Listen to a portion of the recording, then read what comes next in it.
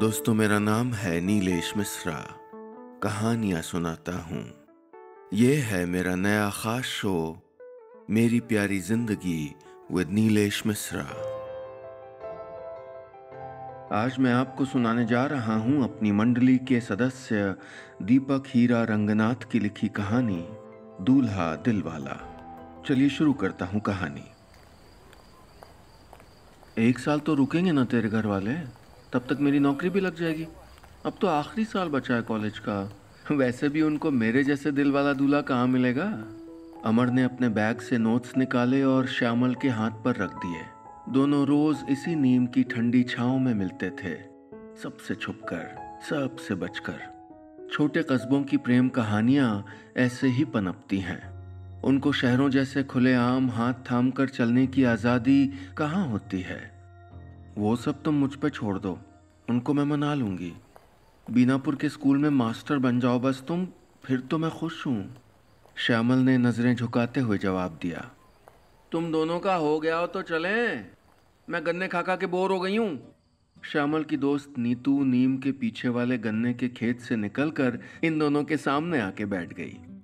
तू भी ढूंढ लेना अपने लिए कोई, वो देख वहां भी एक नीम का पेड़ है, तुम दोनों वहां बैठ जाना। अमर ने उसको छेड़ते हुए कहा। ना बाबा, लड़कों पे तो मुझको जरा भरोसा नहीं है।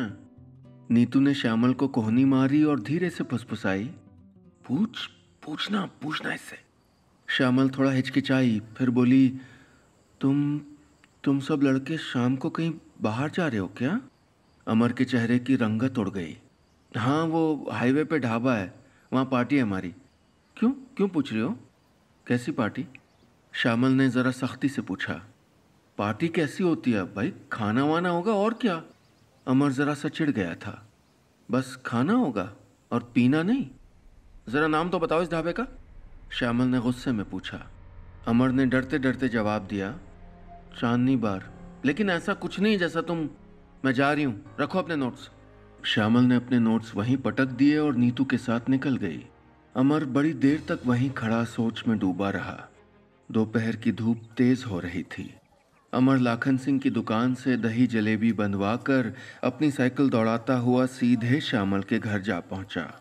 उसने आंगन की दीवार से साइकिल टिकाई और आवाज लगाई, मौसी, ओ मौसी।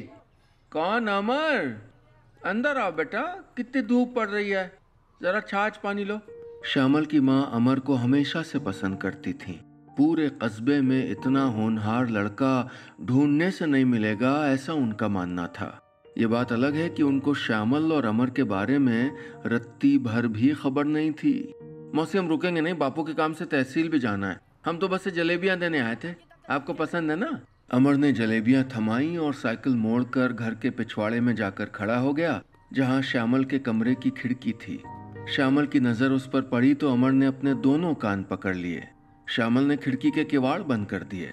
अमर की हालत बिल्कुल प्यासे पंछी की तरह हो गई थी।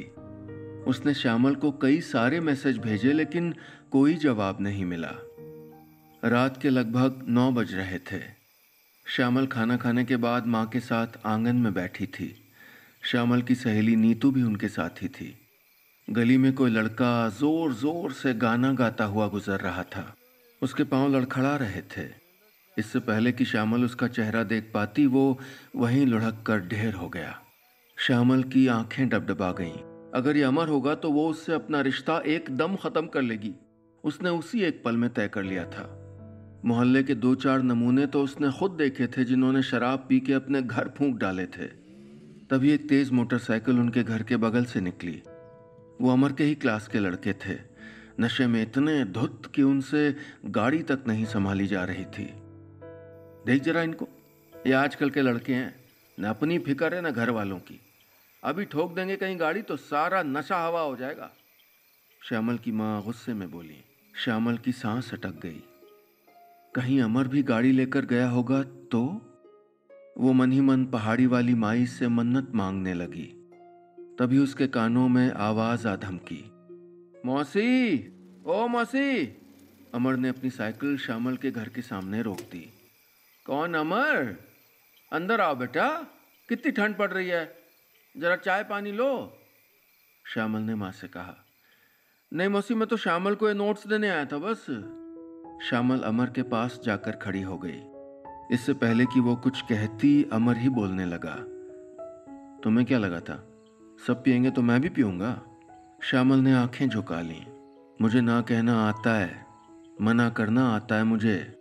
एक दो दोस्तों ने जिद की थी लेकिन मैंने साफ साफ इनकार कर दिया। मुझे मेरी सेहत प्यारी है भाई, और मेरा दिल भी, तुम भी। अमर ने नोट्स देते हुए श्यामल का हाथ थाम लिया।